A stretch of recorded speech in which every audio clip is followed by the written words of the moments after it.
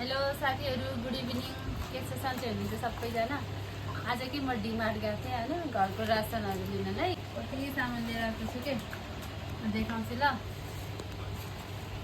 सबभन्दा पहिला यो मेरो दुपट्टा सल लिएर आएको के हेर कस्तो छ, कमेन्ट गरेर भन्नुहोस्। म ज्याग्री देखाउँछु है, यो मेरो बुढाको लागि हो। मिल्क सेकमा ज्याग्री हालेर खानुहुन्छ के। यो त पिक्कल के अचार हो, यो आँपको अचार होइन। अनि यो वासिङ मसिनमा यो हालेर कपडाहरू वास गर्यो भने कस्तो राम्रो स्मेल आउँछ कि यसमा। यो चपिङ बोर्ड लिएर आएको आज हेर्नु न। यो बुढाको जिलेट, यो धनियाँ पाउडर भयो, हल्दी, कोलगेट। यो पेन चाहिँ बुढोलाई चाहिने भएर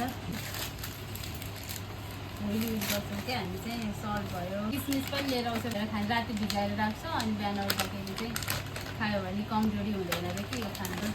यो चना क्याडबरी लिएर आएको, सुपको प्याकेट।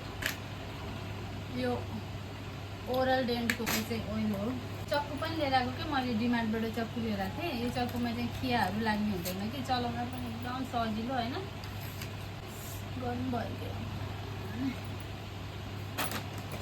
अनि डेट्स पनि लिएर आएको। त्यो जुन मिल्क सेक बनाउँछ त्यसमा चाहिँ डेट्स भयो, अनि यो ज्याग्री भयो, अनि त्यसपछि दुध, केरा, चिकु, पिनट हालेर बनाएर खानु छ कि त्यो भएर।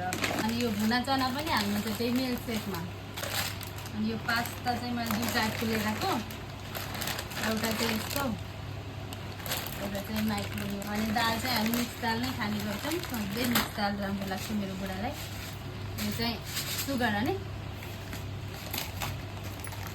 यो चाहिँ भाँडा माझ्ने। अहिले चाहिँ म तपाईँलाई अझै एउटा कुरा पनि देखाउँछु कि यो हेयर ड्रायर होइन।